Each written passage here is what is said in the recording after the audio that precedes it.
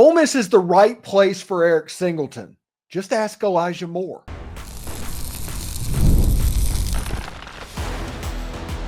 You are Locked On Ole Miss, your daily podcast on the Ole Miss Rebels. Part of the Locked On Podcast Network, your team every day.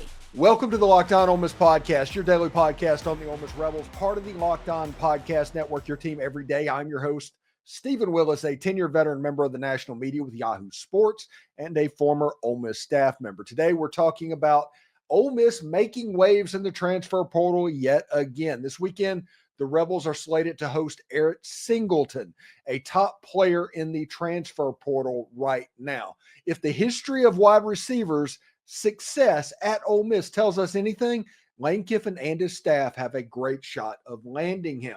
Singleton's game reminds me a ton of Ole Miss Rebel star Elijah Moore, who thrived in Lane's system. Let's face it, Elijah's tape proves one thing: the road to generational NFL success runs through Oxford, Mississippi. So stay tuned for all the details and what it means for the Rebels going forward.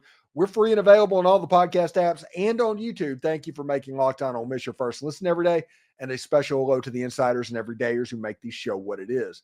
Don't forget to find a second listen on the network. Chris Gordy at Locked On SEC, Corey Burton at Locked On Vandy. They all provide great perspectives on the SEC and college football and even Ole Miss, so check them out.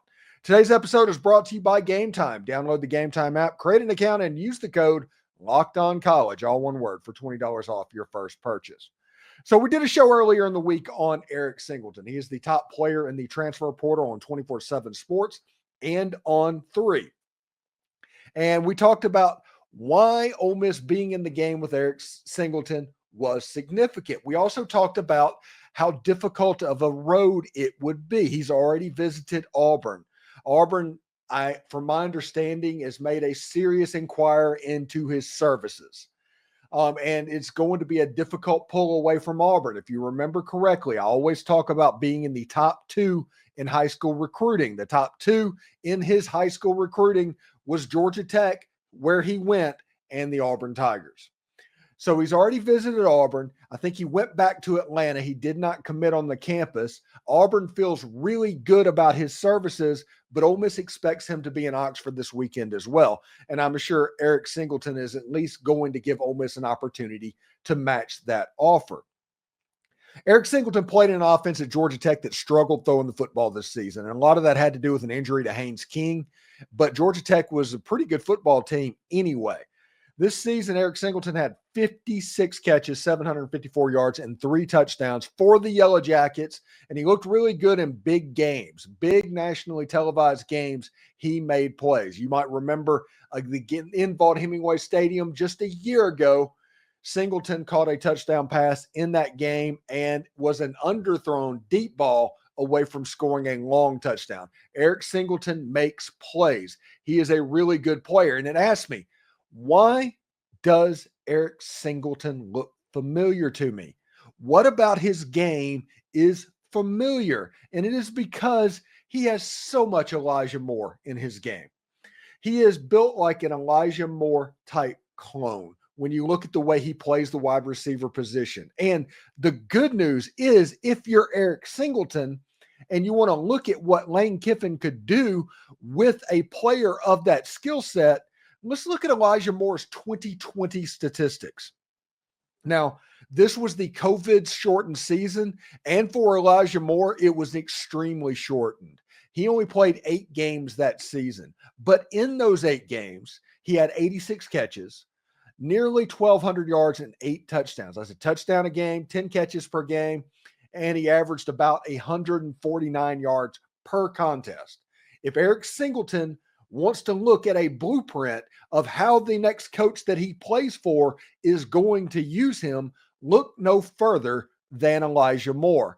Elijah Moore was a great player. He's in Cleveland right now doing the best he absolutely can, but he is a phone booth type wide receiver. We always talked about that. He was a phone booth player, which means you couldn't catch him in a phone booth. He was so quick going side to side. His lateral movement was next level. He was plenty fast, had excellent hands, but he had a complete package for a slot receiver in this Lane Kiffin offense.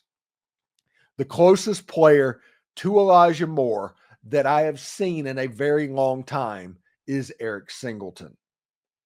And Auburn is going to try really hard to get Eric Singleton, but you're not going to be able to find under Hugh Freeze what you can under Lane Kiffin with a player like Eric Singleton. If you want to be maximized for the next level, if you want to be a high draft pick in the next level, obviously Ole Miss is the landing spot preferred.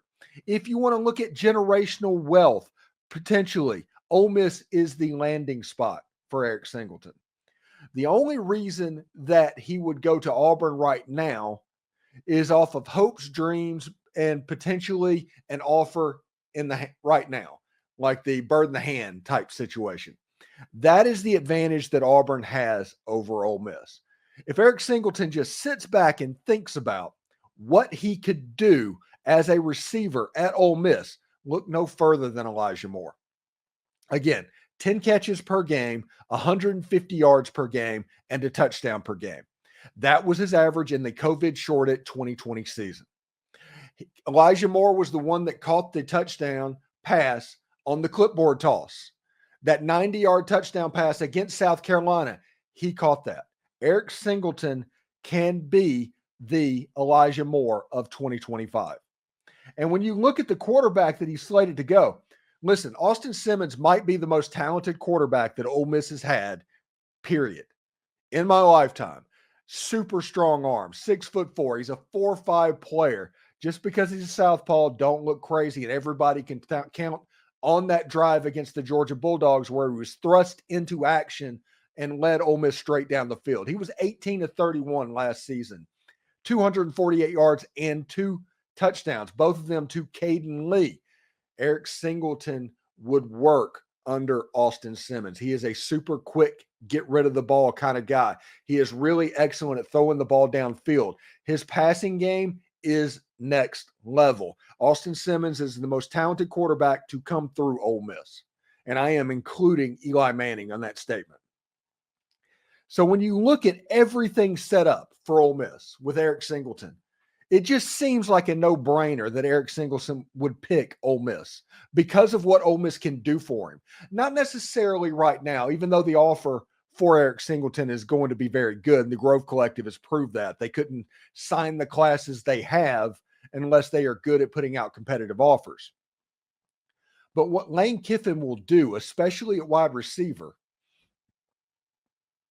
is make it to where Eric Singleton goes up into that second round, goes up into that first round, makes plays, is the highlight reel guy that ends up on SportsCenter or College Football Final or SEC Football Final.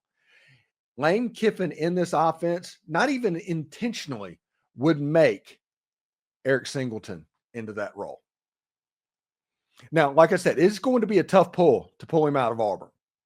There's a good chance. Even if he decides to commit to Auburn, it's not over because we all remember what happened with Tyler Barron. And I don't think Lane Kiffin's going to stop on this guy if he can. Because Lane Kiffin knows the systemic advantages that his system has over what Hugh Freeze is doing at Auburn and what Georgia is doing right now offensively. If you want an offense that is tailor-made for the skill set of Eric Singleton, it is in Oxford, Mississippi. And because of that, it is the perfect place for Eric Singleton to land. Just ask Elijah Moore about playing for Lane Kiffin in that offense. Pretty cool. Ole Miss has landed a 5-star edge player in Dashawn Womack and P.J. Wilkins, an offensive lineman, making a splash in this year's transfer portal already. Womack's role might differ from Princely Amamiellan from last year, with Suntarine Perkins emerging, but he could be the next Jared Ivey or a versatile type defensive end. We'll break all of that down tonight. You know, there's nothing like the energy of being at a live game, the roar of the crowd, the sound of the sneakers squeaking on the floor, and even spotting a few celebrities in the stands. I remember going to an NBA game a few years back. I saw the Dallas Mavericks play the Minnesota Timberwolves, and the electricity in the arena was unforgettable. You just can't replicate that from watching from your couch. So this year, I'm looking forward to catching more games by going to the arena on Orlando and maybe seeing some of the stars going in there. And Game Time makes it easier than ever to pick games with their new Game Time Picks features. Whether it's basketball, concerts, or theater, Game Time helps you find the best deals on great seats without the hassle of endless scrolling. I hopped on the app to check out the tickets for an upcoming game, and the Game Time Picks made it a breeze to find a super deal with amazing seats. Plus, the app showed us a panoramic view of that seat so I could pick the perfect spot. No guesswork, no surprises. I'll see exactly what I'll pay up front, no hidden fees at checkout. And what I love the most about Game Time is their lowest price guarantee. If you find a better deal on tickets, Game Time will credit you 110% of the difference. And with that cancellation policy that they have, the tickets are covered even if plans change. The most flexible ticketing app I have ever used. So take the guesswork out of buying tickets with Game Time Picks. Download Game Time app, create an account, and use code LOCKEDONCollege for $20 off your first purchase. Again, that's code LOCKEDONCOLLEGE for $20 off your first purchase. Download Game Time today. What time is it? Game time. And have you ever heard of the South's favorite pickle? Yes, I'm talking about Stewart's Cajun Dill Pickles, of course. If you think you don't like pickles, it's probably because you haven't tried these yet. These pickles are so fresh and crunchy with just the right amount of Cajun kick to keep you coming back for more. And they're not just delicious, they're also handmade by a family-owned company on the Gulf Coast of Mississippi, so every bite is packed with that authentic Southern flavor. But Stewart's doesn't stop at just pickles. They've got pickled green beans, okra, carrots, and asparagus too. They're perfect for spicing up your snack game. You can find these amazing products at Rouse's, Sullivan's Corner Market in Hattiesburg, and even some Winn-Dixie stores along the Gulf Coast. Or if you prefer shopping online, head to thepickedstore.com to make sure you get what you like, and give them a like on Facebook and Instagram. You won't be disappointed at all when you shop local and try these pickles. Stewart's Cajun Dill Pickles, the South's favorite pickle. So Ole Miss did get a couple of commitments on Thursday. Dashawn Womack, the edge out of LSU, which we did a show a little bit earlier on in the week, and also PJ Wilkins, an offensive lineman from Charlotte, committed. Both players are from St. Francis Academy in Baltimore, Maryland. That is the connection, kind of almost, I don't know what if it's a package deal, but it certainly worked out that way. St. Francis, I think, is also where Damon Clowney was from whenever he was at Ole Miss. So Ole Miss kind of has a road there. Maybe it goes back to the time when Chris Partridge was roaming the sideline of the press box, or however you want to look at it.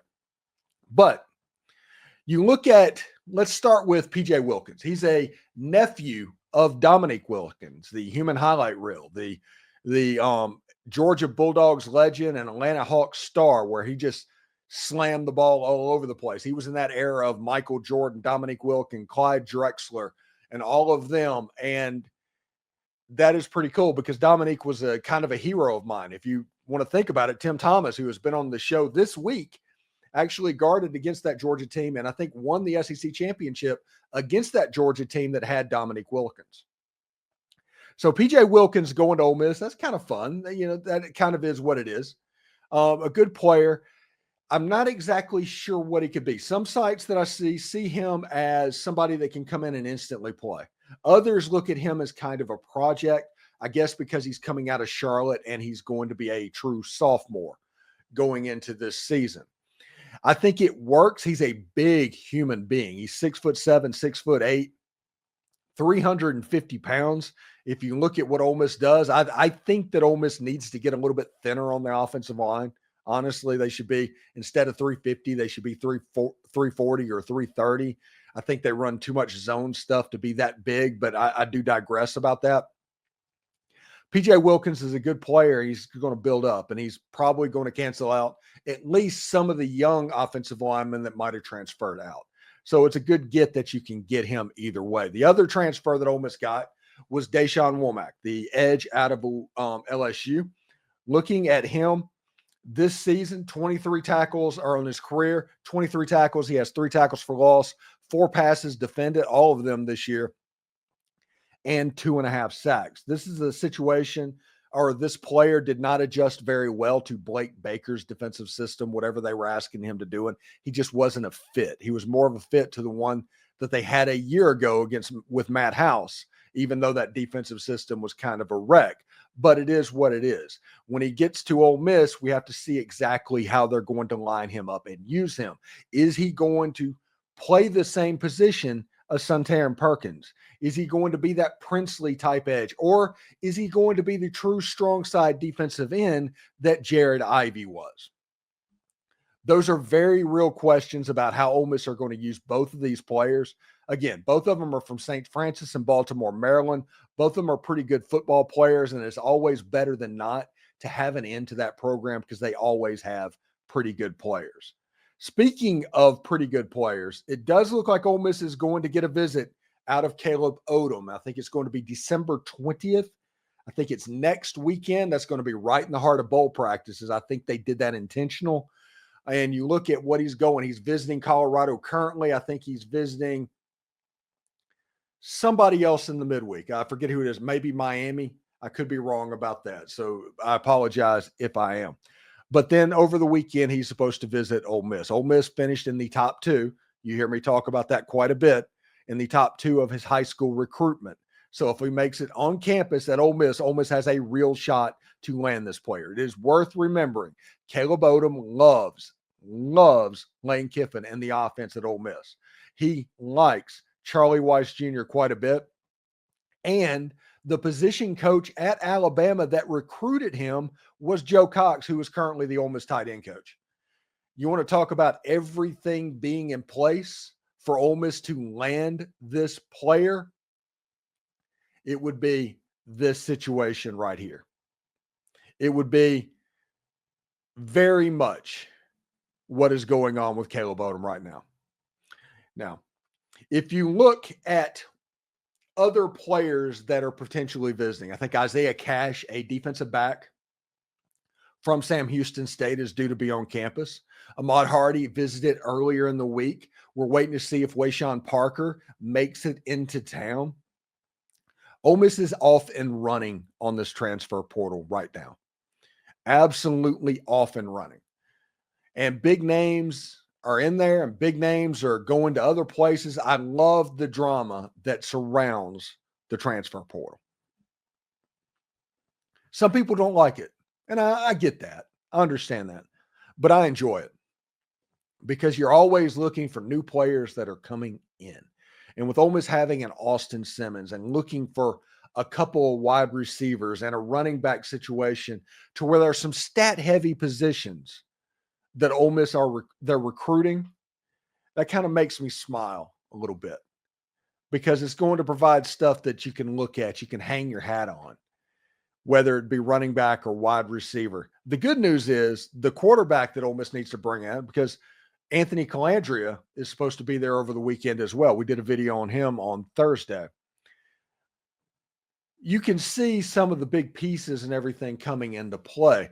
And it's going to be important the next couple of weeks in the transfer portal for Ole Miss, and including end of January, because the first day of classes is January 21st, and the last day of drop ad is probably somewhere around February 1st, just so you know. So this transfer portal is probably going to the very end of January, the very beginning of February. So be ready. There's always somebody that's going to that last day of drop ad to see if they make it. That happened. Remember when Jackson Dart and Michael Trigg were snooping around Ole Miss? It was right at the last of the drop ad time that they were able to get in. Ole Miss is in a really good spot right now in the transfer portal, and they're working to kind of a crescendo. I know that Ole Miss is taking in visits right now, but they're getting ready for the Gator Bowl. And once they start bowl practices, everything gets a little bit weird and a little bit different. So we'll see exactly how it goes for the Rebels. Coming up in our final segment, we're going to dive into the final 2025 SEC schedule release from Wednesday night. What's got us pumped? What's got us shaking our heads? Don't miss it. You know, get ready to tackle the NFL action with FanDuel. That's America's #1 sports book, because right now new customers can bet $5 and get $150 in bonus bets if you win. every college football playoff game featuring a home team that has more than a touchdown favored advantage in the game. It's crazy. I think Tennessee might be the better team in cold weather. The game's going to be played on December 20th, potentially in cold weather. That game is ripe for an upset. FanDuel gives you everything you need to place live bets on the NFL all in one place. So when you get a hunch in the middle of the game, you can check out the latest stats, view live play-by-play, and so much more on the same page where you place those bets. Just visit FanDuel.com to join today. You'll get started with $150 in bonus bets if you win that first $5 bet. That's FanDuel.com. Never waste a hunch and make every moment more with FanDuel. It's an official sportsbook partner of the NFL.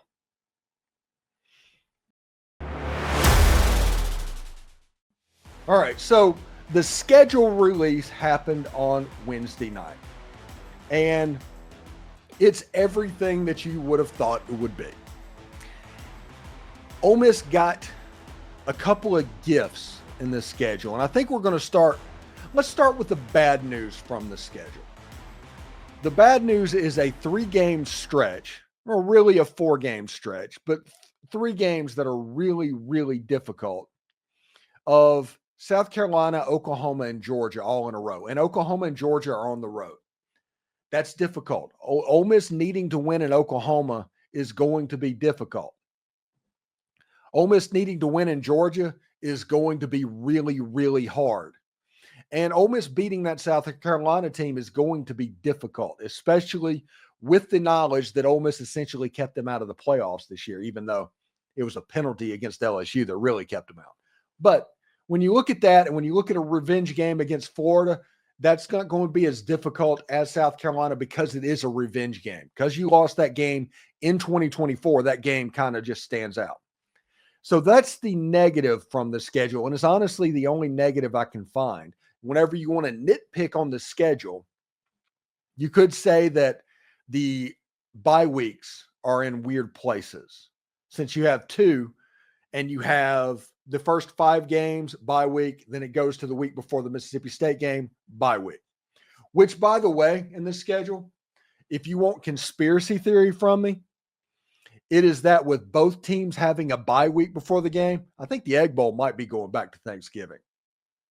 I genuinely think that with both of the teams having a bye week the week before that Thursday, to where it's not a short week, that makes me think that something is up. And then you have a game Thursday night, you have 2 SEC games on Friday, and then you have Saturday as a blowout, and on ABC you have 6 games. I think that is very well possible for Ole Miss next year. With them having a bye week there, I think nobody should basically count their chickens of where that game is going to be. The other good things on the schedule, and there are some good things there. First is 8 home games. Ole Miss has never had 8 home games. They have a home game against Washington State. That's going to be pretty cool. A game against Wazoo. They got a home game against Tulane. That's going to be pretty cool. They play Georgia State, the Panthers, and they play the Citadel. The Citadel and everything last season, all of the non-conference games were the first 4 games. That is not the case this year. Citadel happens week 8 or 9, somewhere in there that would break it up to where everybody worrying about the bye week placement. That Citadel game kind of breaks up the schedule. And if you want to look at it with those home games, your road games that you have that are really scary, the really scary road games, the Georgia Bulldogs, the secondary kind of scary road game, the Oklahoma Sooners, and then you have a road game at Kentucky and a road game at Mississippi State. The whole month of November, you do not leave the state of Mississippi. This schedule sets up pretty well for Ole Miss. It just does. When you have one really difficult road game, one kind of hard road game that could be difficult, and then you have Kentucky and Mississippi State, games that you should be double-digit favorites in, and we saw last year against Kentucky what that could mean, but you know what I mean.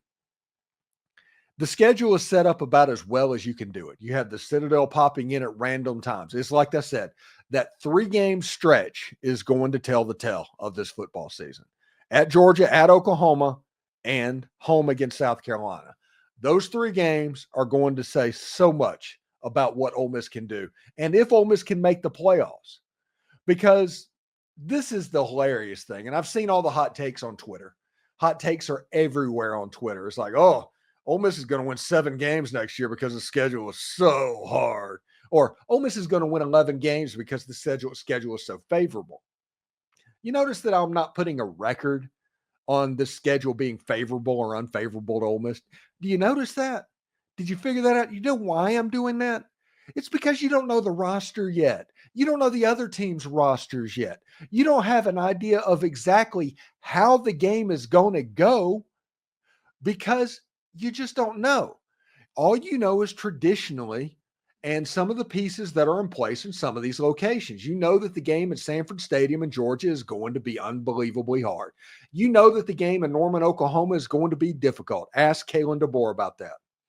You know that Kentucky being the first SEC game of the year, they're probably going to be up for it as well.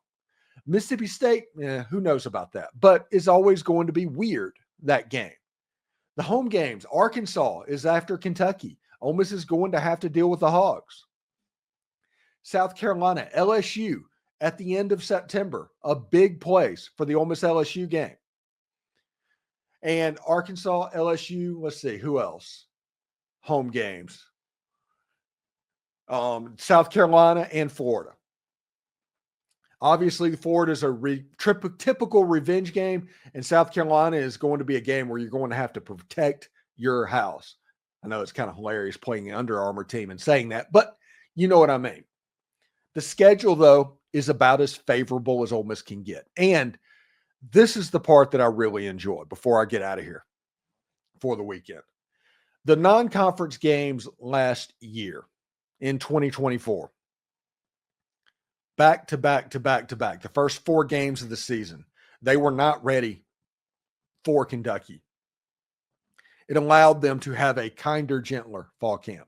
It allowed them to have a depth chart free spring practice. This year, because of Kentucky being the second SEC or the second week of the season, the first SEC game of the season, Ole Miss is going to have that team ready to play quicker. I realize that you start off with Georgia State. That's the first step. Ole Miss is going to have to take steps in fall camp to be ready to play against Kentucky, so that the same mistake that happened a year ago does not happen again. Spring practice, you're going to have to make sure you identify the players on your roster as best you can. If that means having a depth chart and just kind of letting the chips fall where they may during that 10-day post-spring transfer portal window, so be it. So far, after 3 years, people that arrive in that last transfer portal window, they don't contribute like the beginning ones. So if somebody is willing to leave in that window, they probably weren't going to help you very much this season anyway. It is going to be important to identify talent, to evaluate and get them in the right position, have the better players on the field closer to the jump of this season. If you can do that, you're going to win a lot of games earlier, and Ole Miss could be 5-6-0 to start the season and well on their way to competing for another playoff event. If you're delayed, you could have another situation at the grocery bag where it just gets sideways on you. It happens from time to time. Thank you for making Locked On Ole Miss your go-to source for Ole Miss sports. We pride ourselves on offering the most comprehensive perspectives, which is why we're the #1 Ole Miss podcast. Your support means the world to us. Thank you for making Locked On Ole Miss your first listen day. For your second listen, check out Locked On SEC podcast. Host Chris Gordy holds no punches, covering the best conference in college football. Find Locked On SEC on YouTube or wherever you get your podcast. Hope everybody has a fantastic weekend. Take care. We'll see what's going on. Hotty toddy, everyone.